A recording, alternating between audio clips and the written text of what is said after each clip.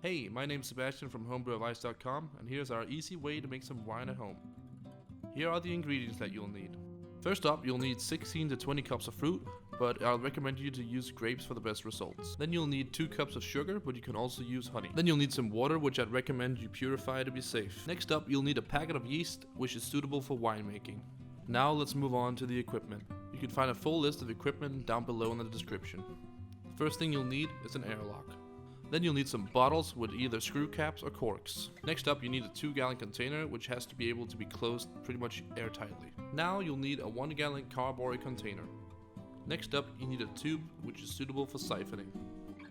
You should probably buy a Hydrometer, which you can use to measure your alcohol content and the gravity of your wine.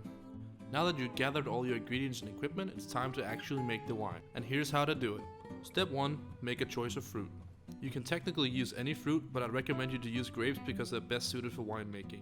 Use organic grapes since they're the best choice because they don't contain any bad chemicals that has a chance to ruin your wine. Step 2, wash your fruit.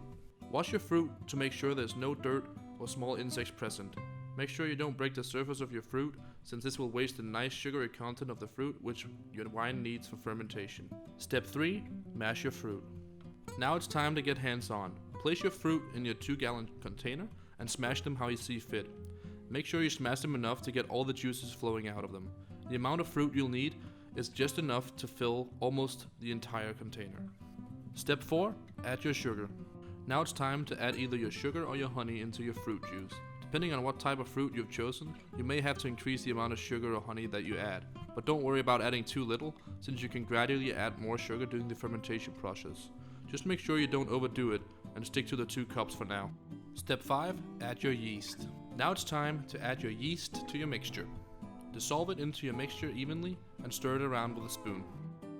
Step 6, fermentation. You have now added your yeast, which kicks off the fermentation process. Cover up your container with a seal that allows for some air to get in, but not any bugs or dust. Place your covered container in a room that has a temperature of about 70 Fahrenheit and leave it overnight. Step 7, stirring. Over the course of the next 3 to 5 days, you should stir your mixture a few times every day. You should start seeing bubbles, which indicates that the fermentation process is taking hold. You can track your process with a hydrometer, which can help you indicate whether or not your fermentation process is working and if it's nearing its end. Step 8, siphoning. After the 3 to 5 days, the bubbling of your mixture should start slowing down. This indicates that it's time to transfer your wine to your carboy. Once you've siphoned your wine over to your carboy using your tube for this purpose, it is time to put on the airlock. Adjust your airlock to the opening and allow it to release gas, but keeping oxygen from coming inside and spoiling your wine. Step 9, aging. Now it's time for the boring yet important part. Let your wine age for a minimum of a month to allow it to gain some flavors.